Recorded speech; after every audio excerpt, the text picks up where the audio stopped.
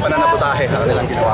Anong layunin niyo sa pagsama dito sa... Makikisa po tayo sa taong bayan at meron pa pong mga susunod na mga pagkilos. Pangurakot na bunsod ng isang kairalan na nilikha at pinananatili ng kasakiman ng mga nasa kapangyarihan.